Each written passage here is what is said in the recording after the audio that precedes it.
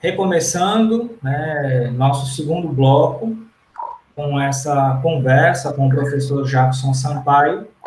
Nesse momento, nós vamos tratar de maneira mais específica sobre as questões das políticas de saúde relacionadas à saúde. No primeiro segmento, nós trabalhamos esse assunto de maneira mais abrangente e agora nós vamos focar na saúde. Professor, o senhor poderia definir o que é uma política de saúde? Carlos e colegas aí que estão participando da aula, a gente poderia, antes de falar diretamente sobre política de saúde, fazer uma pequena retrospectiva conceitual. A linha de palavras, a linha conceitual que a gente precisa seguir, começa com política, que é o termo mais genérico das relações humanas, tentando proteger as pessoas e os grupos, não é? E que vem depois aquela evolução toda que eu falei antes. Mas depois de política surge uma outra questão, que é a ideia de cidade. Quando começa a construir algum tipo de ajuntamento humano artificial. Quando você sai da caverna, você sai de debaixo das árvores, não é? E você começa artificialmente a produzir um novo lugar para a convivência humana, o surgimento da cidade. Essa cidade complexifica. Ao se complexificar, começa a exigir uma espécie de condomínio, quem organize os sistemas de defesa, quem organize os sistemas de segurança, quem organize distribuição, né, de poder, distribuição de produção de valores, né, de produção de mercadorias. Então, começa a se organizar a ideia de Estado. Então, tem política, cidade, Estado. E vamos agora para uma palavra de transição, para voltar de novo e juntar com a política, que é o conceito de democracia. É bem tardio, pensando em termos de história da humanidade. É lá entre os gregos, século 6, 7, antes da era cristã, que começa a se propor o conceito de democracia. Democracia como poder entregue ao povo. Mas que povo era aquele que tinha este poder? Na Grécia clássica, a democracia que surge é uma democracia direta, praticada diretamente, porém elitista, praticada pelos aristocratas. As mulheres não participavam da polis, não participavam dessas decisões na ágora, não é? As crianças também, os escravos também, não é? Então, os comerciantes estrangeiros também não, né? Os chamados metecos, né? Então, eram os aristocratas. Qualquer um dos excluídos participar de uma decisão da ágora tinha que arrumar alguém que os defendesse. A mulher, por exemplo, o marido, um filho, o pai, não é? Um irmão poderia fazer a defesa de uma causa apresentada por uma mulher nas discussões políticas da democracia grega, sobretudo a democracia ateniense. Então, a democracia nasce assim, para que o conjunto de pessoas com o mesmo status social pudesse, então, decidir coletivamente, porque entre dois aristocratas, quem teria mais poder? Então, começa uma decisão de democratizar a questão da decisão, porém, dentro de um modo direto, todos participavam, de um modo aristocrático, né? De um modo, por exemplo, oligárquico. Então, era uma democracia direta, porém oligárquica. Com a Revolução Francesa, eu dei um salto aí bem grande, não é, entre desenvolvimento da democracia ateniense, não é, e os desenvolvimentos que foram acontecendo, que foram absolutistas, foram feudais, foram de todo jeito, foram escravocratas também, porém de maneira mais violenta, não é? Houve a servidão, todas essas coisas todas, você vai ver na Revolução Francesa o surgimento de um novo tipo de proposta democrática. Você inclui trabalhadores, você inclui mais gente, mas ainda restringe a participação feminina, restringe a participação de crianças, restringe a participação de analfabetos, mas agora você tem uma nova natureza de democracia, que é a do cidadão. Não é mais só daquele que é proprietário de terra, que é um oligarca, que é detentor de um título. Você tem um novo conceito de cidadania. Esta cidadania, ela vota, por exemplo, ela passa a votar e escolhe representantes. Então, a democracia que surge é a democracia representativa como nós conhecemos hoje. Essa democracia representativa, como nós a conhecemos, e tem um problema, que é a ideia da democracia delegativa. Você, por exemplo, vota às vezes num candidato que depois você esquece em quem votou. Você não cobra o mandato do candidato eleito. O próprio candidato não presta contas perante o seu eleitor, né? Até porque, como hoje virou uma democracia de massa, você nem sabe direito quem foi seu eleitor. Então, nem o candidato sabe quem o elegeu, e quem elege, às vezes, esquece quem foi que votou mesmo para deputado na última eleição. Então, estes problemas são os problemas da chamada democracia representativa, que eu chamo que é o vício da democracia delegativa. Você dá uma carta em branco para o outro fazer o que quiser com o seu mandato. Essa ideia de fazer o que quiser com o seu mandato, não é? Gera todos os problemas que a gente vive na democracia dita representativa. Tentou se aperfeiçoar, pegar elementos da antiga democracia direta, e ela foi feita por meio das consultas, por meio dos referendos, por meio dos plebiscitos. Mas é eventual, a democracia norte-americana pratica muito isso. Na época das consultas, para a escolha dos candidatos partidários, sobretudo no momento da escolha para presidente da República ou para governador, há sempre um conjunto grande de temas que são postos para a população diretamente se pronunciar sobre o tema. E aí o candidato eleito vai ter que cumprir aquela temática que foi aprovada também diretamente por voto nas urnas. Então, é alguma coisa que você começa a misturar.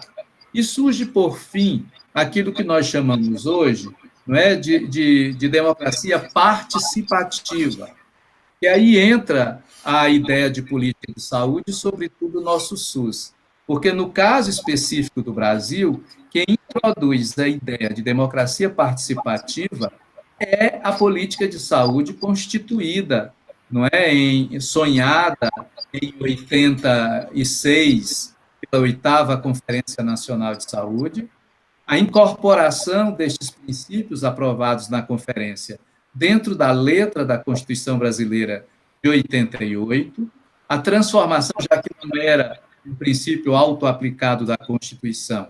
Aí você tem a ideia de que é necessário fazer uma lei orgânica, não é, da saúde, a lei que vai ser aprovada no final de 90, e depois a batalha para aquilo virar orçamento da União. Como é que você aprova uma lei no final de um ano? Ela foi feita depois da aprovação do orçamento para o ano seguinte.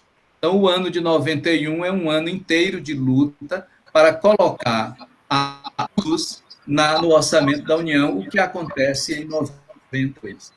Então, a partir de 92 para cá, é que o Brasil tem, definidamente, incorporando o princípio dos direitos, incorporando o princípio da universalidade, incorporando o princípio da integralidade e do território, né, da questão dos territórios de vida, dos territórios significativos, nós temos uma política, porque ela estabelece um conjunto de prioridades, de princípios, de definições organizacionais baseada numa lei. Então, a ideia de uma política, ela tem a ver com a ideia de lei, e ela tem que ter suas especificidades previstas por meio de princípios, de critérios gerais, de deliberações, de lógicas de organização e de lógicas de planejamento. Então, sem a política, não há planejamento, porque ele não tem uma garantia legal. Há um conjunto de usos, de técnicas de planejamento, mas não há planejamento como uma política. Não é? Então, você tem um conjunto de questões agora que tem a ver com a democracia e tem a ver, portanto, com as liberdades que nós falamos antes. É essa a questão fundamental que a gente poderia sistematizar nessa retomada da nossa conversa. Professor, então, pelo que a gente consegue compreender ou depreender da fala do senhor, a política de saúde é uma das políticas de Estado ou uma das políticas de governo, né? Mas há outras políticas, né? Outras políticas sociais, existem as políticas econômicas, as políticas culturais. Como é que se dá essa relação entre as políticas de saúde e essas outras políticas?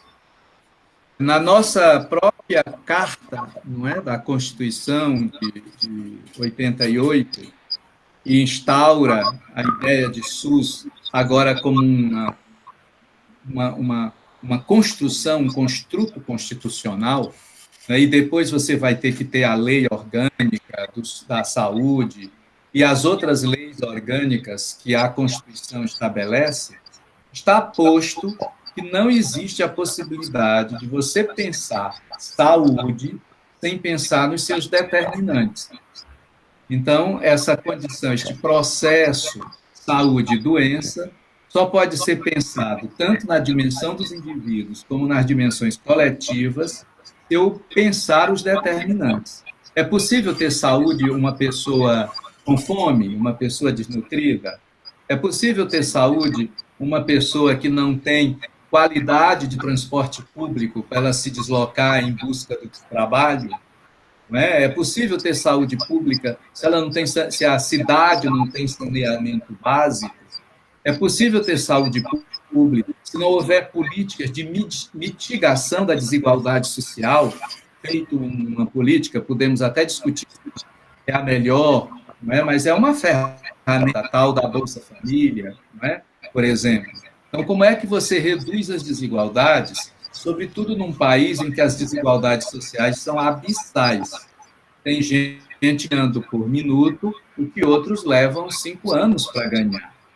Então, você tem diferenças abissais. Como reduzir a miséria? Como, pelo menos, dar garantia de uma política de alimentação, né? Então, você, na própria ideia de saúde, na concepção de saúde, que é um processo de doença, que a nossa Constituição abraça ao estabelecer o SUS, como a nossa política de saúde, está posto a necessidade de se articular com as demais políticas, porque nós temos que pensar sempre o que determina a saúde, o que determina a própria estrutura do Estado, que determinantes acontecem para saber os dispositivos de saúde. Se eu tenho, por exemplo, todo um sistema de saúde baseado em hospital, eu não estou tendo uma visão preventiva, enquanto que a nossa política de saúde diz que eu preciso compreender os determinantes sociais para poder fazer educação em saúde, para poder fazer prevenção de agravos e problemas de saúde, para poder fazer promoção de saúde. Se a prevenção tem mais história, a promoção de saúde tem pouca história e a educação de saúde tem pouca história. Nós precisamos articular.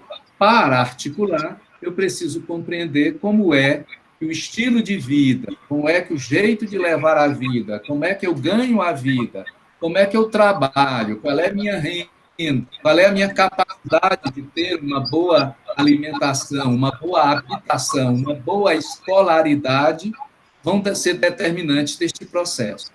Passa a haver uma necessidade de integrar. E as políticas sociais não podem ser concebidas apenas como mitigatórias das desigualdades produzidas pelas políticas econômicas. E aí vem a questão da democracia de novo. Eu tenho que trabalhar no sentido de que a política econômica não gere tanta doença para depois eu ter que mitigar com políticas sociais compensatórias. Então, essa articulação, ela está toda desenhada na nossa concepção do SUS. Ok. Talvez, se a gente pudesse tentar sintetizar, tentar, né, fazer um resumo de tudo que o senhor colocou, de certa forma a gente vê que existe uma função civilizatória das políticas de saúde. Seria isso? Como é que o senhor Eu digo, enxergaria isso? eu vejo que nós temos duas grandes dimensões civilizatórias, né? Seria a educação e a saúde. Afinal de contas, para que a gente trabalha, para que a gente luta, para que a gente vota em político, para que a gente não é, se desloca, por que a gente consome arte, não é? Nós temos duas grandes necessidades fundamentais. A necessidade de aumentar a esperança de vida com qualidade e a necessidade de dominar as tecnologias dos relacionamentos sociais. Ora, se eu estou pensando em aumentar a esperança de vida com qualidade, eu estou pensando na saúde. E se eu estou pensando em dominar as tecnologias de convivialidade, de transferência de conhecimento, né? Imaginar as tecnologias sociais, como é que se constitui um parlamento, como é que eu devo ouvir os discursos dos candidatos para entender o que eles estão propondo e fazer uma escolha entre as várias propostas que estão colocadas. Então, aí eu estou no campo da educação. Por isso, saúde e educação são irmãs chifópagas. Elas não existem uma sem a outra. Não é prudente achar que eu tenho uma hegemonia sobre a outra, como já se propôs na América Latina, a partir dos anos 50, com uma teoria sobre a produção da pobreza, que era um ciclo vicioso. Então, eu tenho baixa educação, eu também tenho empregos desqualificados, eu ganho pouco, eu tenho pouca renda, eu tenho pouca saúde, eu aprendo pouco. Então, haveria uma teoria circular da produção da pobreza e da miséria, onde saúde e educação seriam eixos, junto com trabalho e renda. Ocorre que aí houve alguém que priorizou a educação. Se eu fizer alguma coisa em favor da melhoria da educação, eu estou rompendo o ciclo vicioso da pobreza. Outros disseram, não, a saída seria a saúde. Se eu fizer saúde, eu estarei reduzindo as dificuldades de aprendizado e estarei, portanto, quebrando o ciclo vicioso da pobreza. Essa é uma falsa dicotomia. Saúde, educação, trabalho e renda estão juntas, não é? Não tem como imaginar política social apenas como compensatória das coisas que as políticas econômicas produzem, dos erros, dos enganos, das desigualdades. E não tem como imaginar saúde sem educação, agora pensando nas dimensões mais sociais das políticas. Se eu penso naquela lógica de infraestrutura e supra, né, eu teria saúde e educação como insuperáveis, como princípios civilizatórios, que vão garantir aumento da esperança de vida com qualidade e aumento da capacidade de dominar as tecnologias sociais. A escrita, a matemática, a política, eu dominaria melhor tendo uma melhor educação e uma melhor saúde. Então, eu tenho, por um lado, as grandes políticas sociais integradas dentro dessa lógica de princípio civilizatório, que seria saúde e educação, e eu teria aquelas políticas mais diretamente ligadas à infraestrutura, que são as nossas políticas de emprego e renda. Ok. Gostaria, né, que o senhor comentasse um pouco sobre os desafios éticos e políticos da atenção e da gestão em saúde. Principalmente porque nossa discussão foi uma discussão bem abrangente, como se fosse um voo bem alto sobre essa floresta. E nossos alunos aqui no mestrado, muitos deles são gestores, né, ou melhor, acho que a maioria deles são gestores. Então, seria interessante se o senhor pudesse falar algo mais focado nisso, né? Nos desafios éticos e políticos, principalmente aí para a gestão em saúde. Aquela ideia que eu iniciei a esboçar tem a política, onde que se definem a partir de uma ideia, tanto seja de governo, mas, sobretudo, deveria ser de Estado. Uma política de saúde, uma política de educação não podem ser só de um governo. Elas têm que ser políticas de Estado e aprovadas, transformadas em lei e aprovadas pelas populações. E hoje, cada vez mais estendidos esses direitos de voto, né? Então, veja, você tem a política. Na política eu defino quais são os princípios, quais são as diretrizes, quais são as grandes prioridades. Um tecnocrata, nenhum deputado deveria estar com a autoridade de escolher qual é a prioridade, não é? Ela, às vezes, se impõe pela lógica de uma pandemia, como nós estamos vivendo, né? Quem duvida que esta seria a prioridade, que eu tenho que tomar decisões súbitas, né? Decisões imediatas que não permite consulta.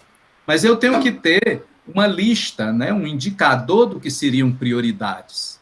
Então, essas grandes prioridades devem estar postas na política. Daí eu desdobro o planejamento. O planejamento tem uma dimensão mais técnico-operacional, mas não pode perder de vista a democracia nem a política.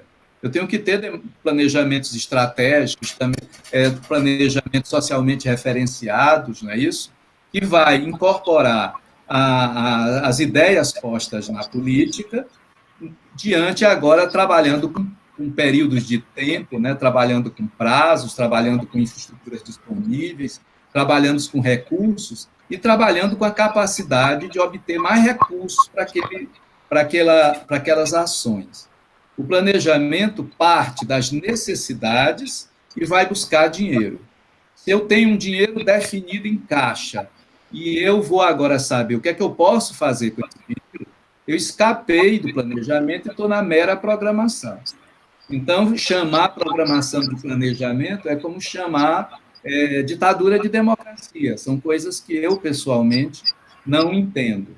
Então, você agora tem a dimensão do planejamento, que vai em cima das condições, em cima dos recursos financeiros, em cima da infraestrutura disponível ou por construir, né? Eu tenho que fazer simultaneamente. Para eu poder atingir as minhas metas agora, quantificadas e temporalizadas, eu preciso, que são os objetivos, né, temporalizados e quantificados, eu preciso, inclusive, estar construindo coisas.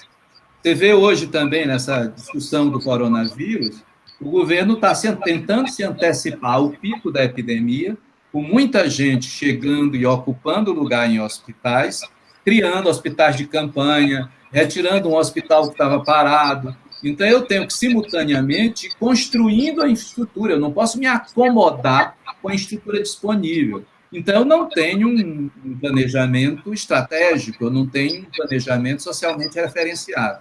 Eu tenho apenas uma programação para saber o que é que eu faço com aquele dinheiro, com aquela infraestrutura que eu tenho, com aquele pessoal que eu tenho. No entanto, eu tenho que criar também uma parte desta política que é a da formação das pessoas.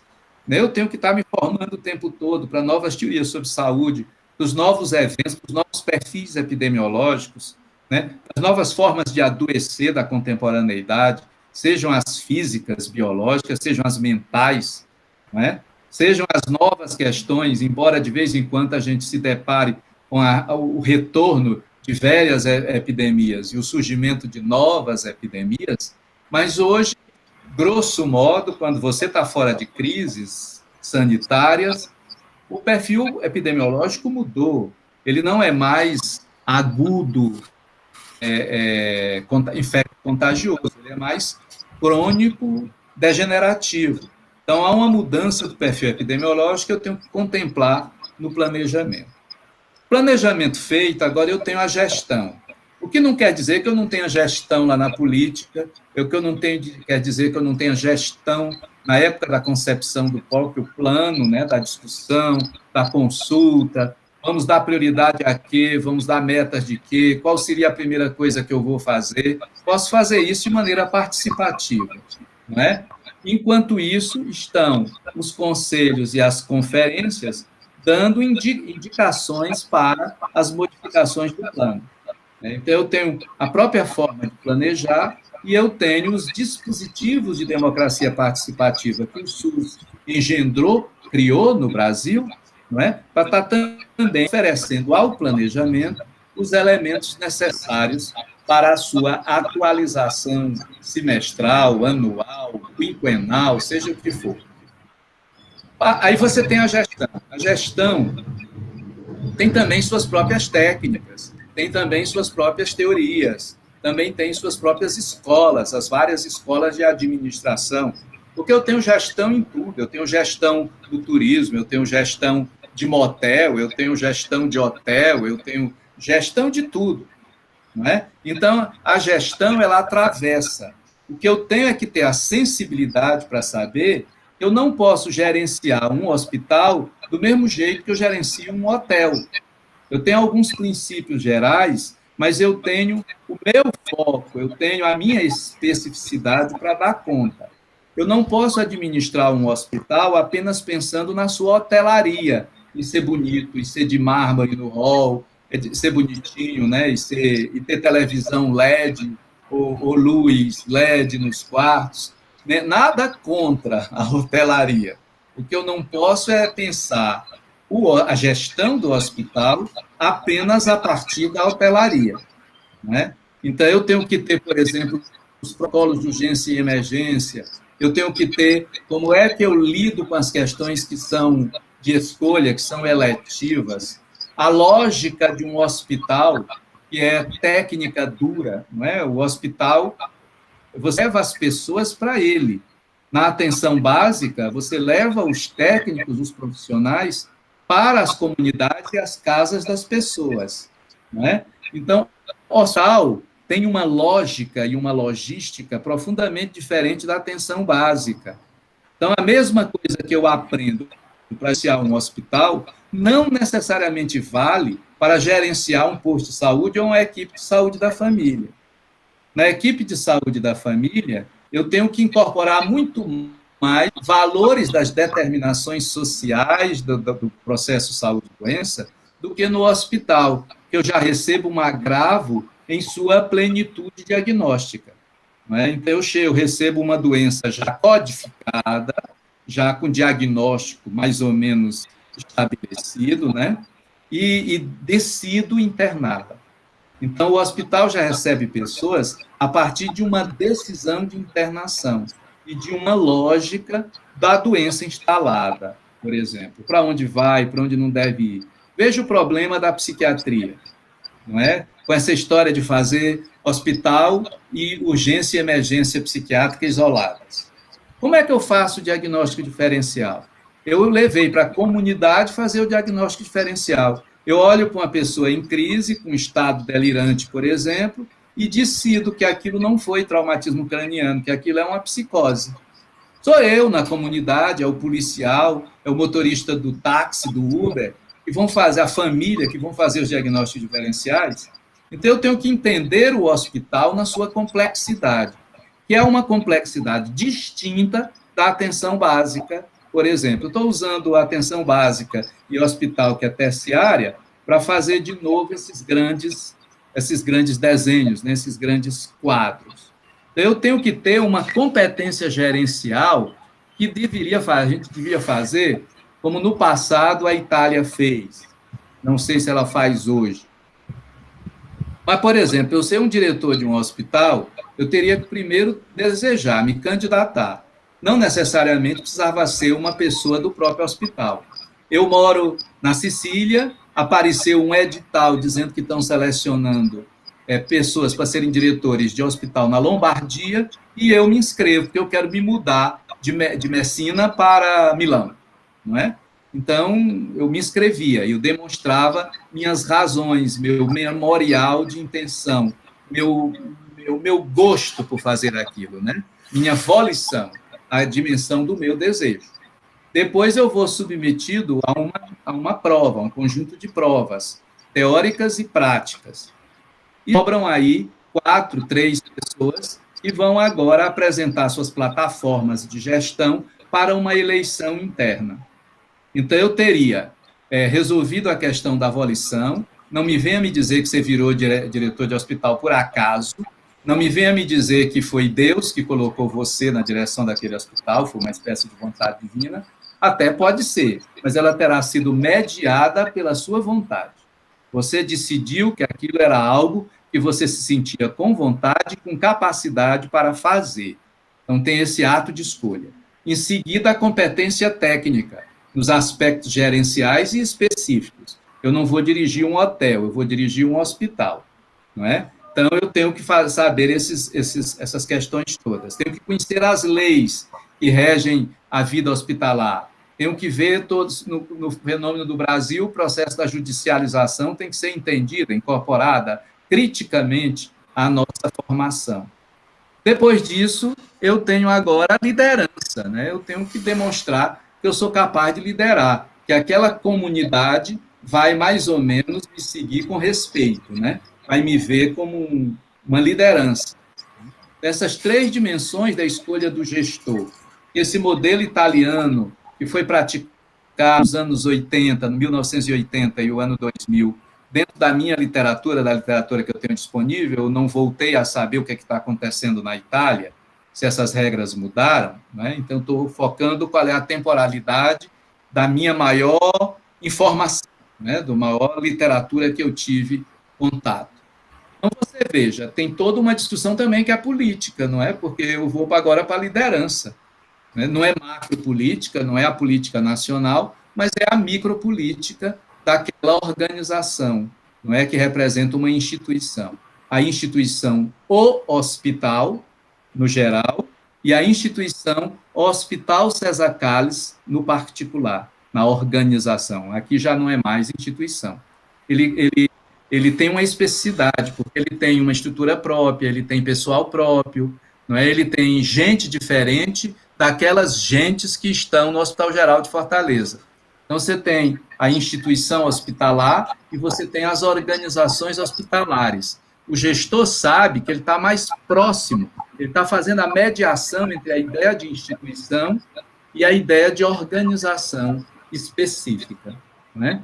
Então, aí você tem os trabalhos, os desafios da gestão, com muitas habilidades. Você tem que ter as habilidades ligadas à liderança, você tem as habilidades ligadas à comunicação, não é? Você tem que ter as habilidades técnicas e as habilidades políticas o tempo todo, né? Essas várias habilidades, como postula a Política Nacional de Humanização da Atenção e da Gestão em Saúde, que anda em desuso, não é? Ela virou letra, texto escrito e não praticado, mas ela foi praticada, ou foi tentado praticar, durante um período de mais ou menos 6, 8 anos, né?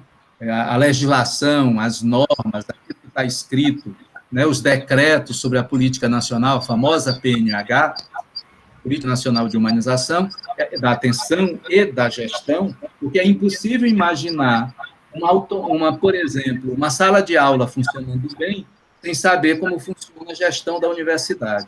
É impossível imaginar ter professor em sala de aula toda hora, sem saber que o governo do Estado não autoriza a reposição de professores na hora que alguém falece, se aposenta, ou se exonera, ou é demitido.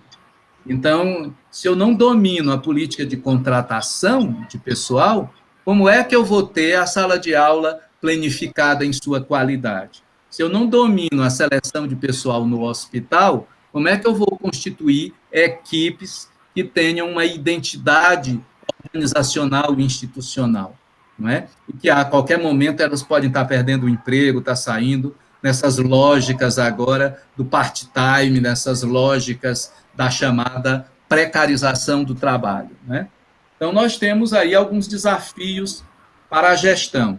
E é diferente ser gestor de um hospital, porque ele tem tecnologia intensiva, tecnologia dura intensiva. Ser gestor de atenção básica é tecnologia social, tecnologia leve ou suave, né, ou soft, das teorias do Merri, né, dos conceitos de tecnologia, são totalmente distintas.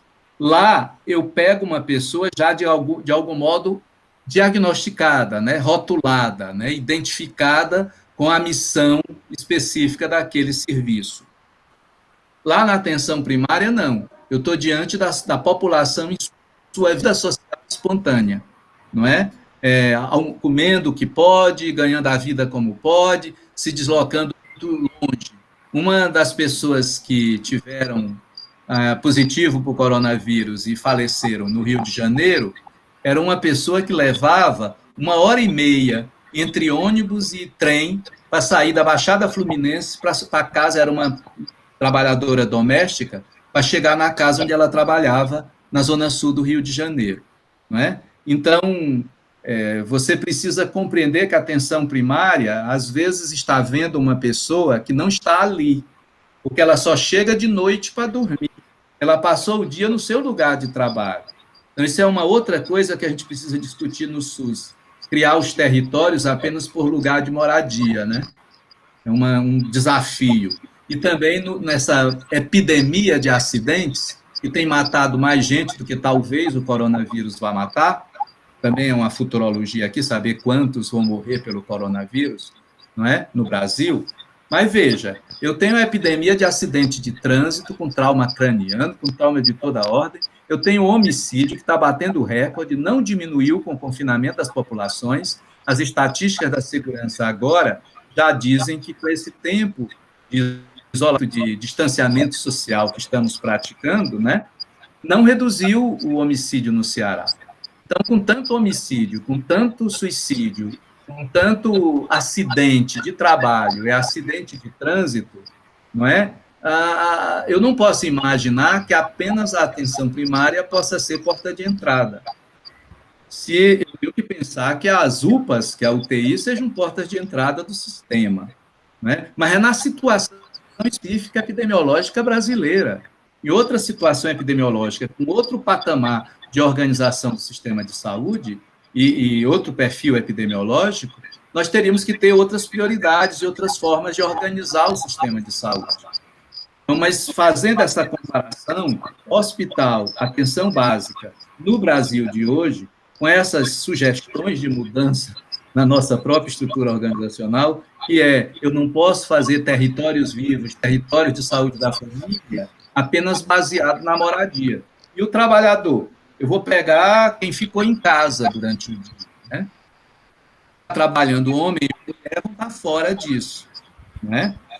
E também eu tenho que incorporar a ideia das UPAs, das UTIs, das emergências, como porta de entrada do sistema, não aquela nossa ilusão generosa de achar que toda a porta do sistema seria a atenção básica, não é, por exemplo?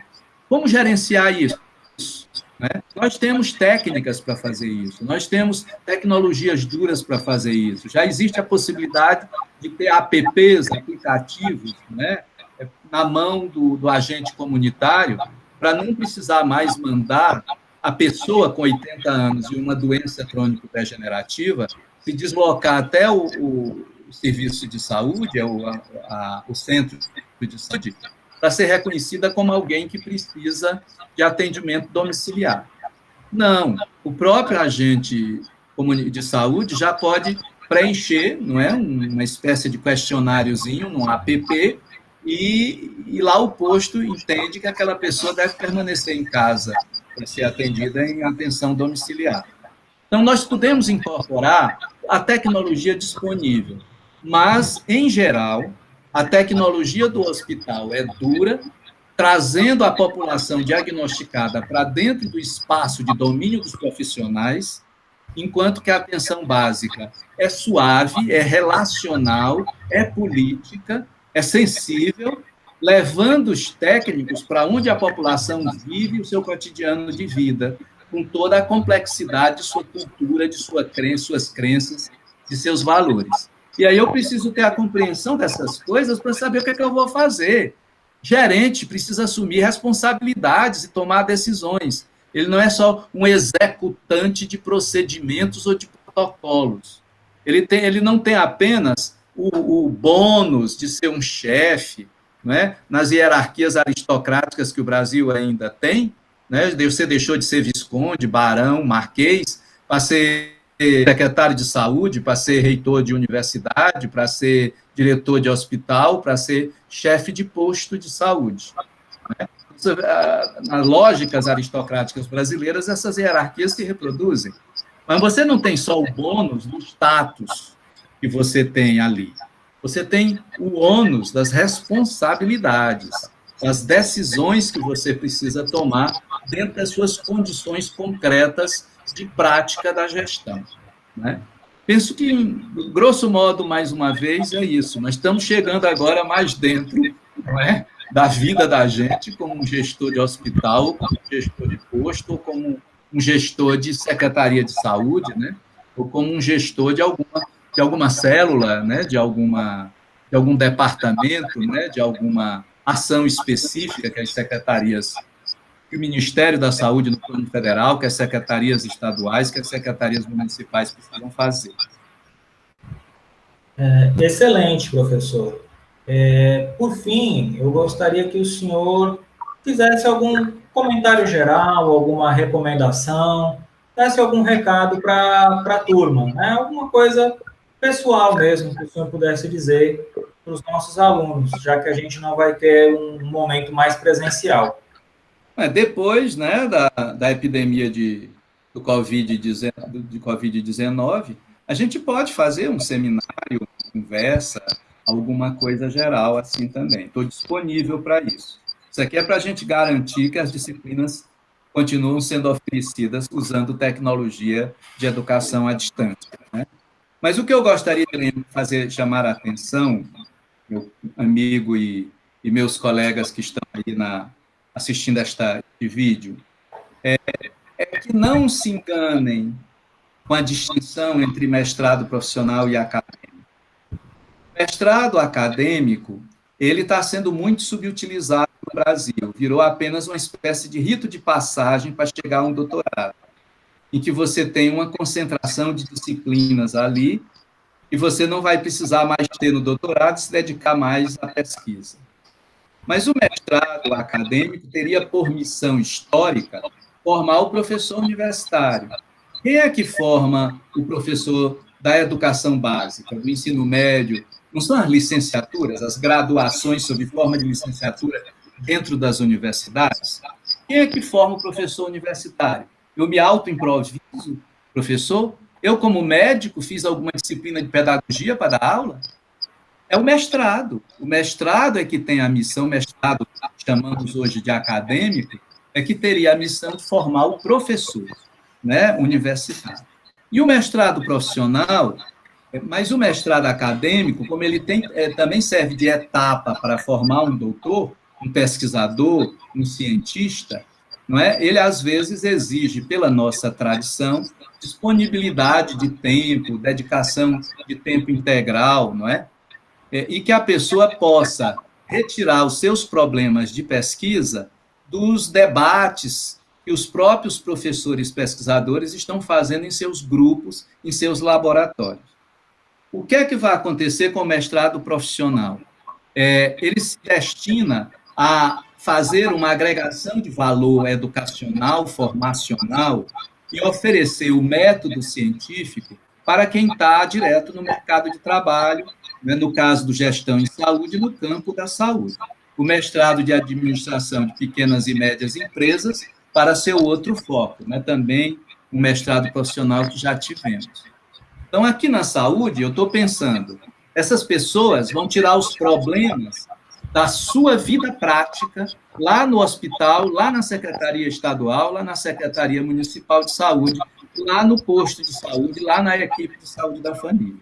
Então, eu estou tirando o problema de uma vida prática e trazendo para os pesquisadores.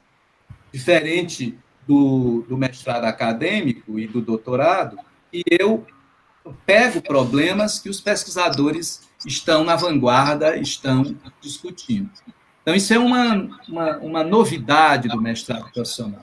A outra é não exigir que a pessoa se dedique totalmente a ele. Porque se eu estou tirando o problema da minha vida de trabalho, eu tenho que permanecer no trabalho. E aí vem a logística da oferta, mais concentrado, mais em fim de semana, às vezes de noite. Então, o mestrado profissional muda. Onde é que eu estou buscando o meu problema e como é que a oferta do curso é dada?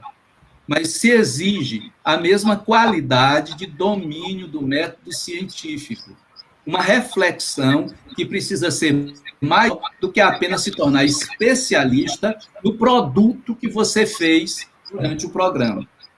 não é? O produto é um exemplo, é a corporificação de um conjunto de discussões e aprendizados.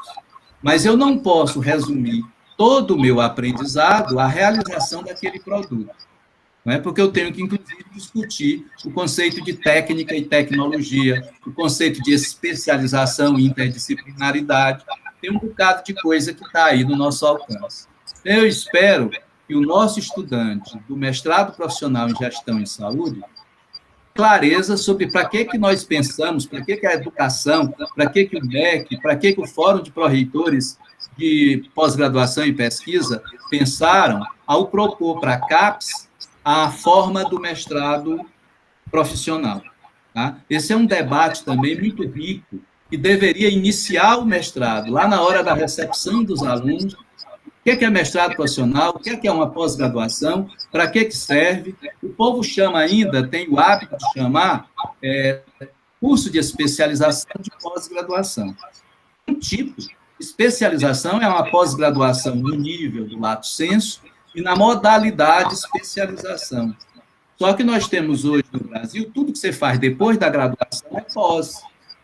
Então, eu tenho pós-graduação em 2 níveis, o nível lato sensu e o nível stricto sensu, e no nível lato sensu eu tenho várias modalidades. Eu tenho a residência médica, a residência dos demais profissionais da saúde, as residências multiprofissionais temáticas em saúde, que é uma invenção do SUS, não é? Nós temos as especializações e os aperfeiçoamentos. E no caso da pós-graduação em stricto sensu, nós temos o mestrado acadêmico, o mestrado profissional, o doutorado acadêmico e agora, do ano passado para cá, o doutorado profissional, que a UES já tem 2. Um doutorado profissional em saúde da família e um doutorado profissional em biotecnologia em saúde humana e animal. Então, nós precisamos dar conta, inclusive, dessas novas tecnologias de organização de processos formacionais, educacionais, né, de processos de formação.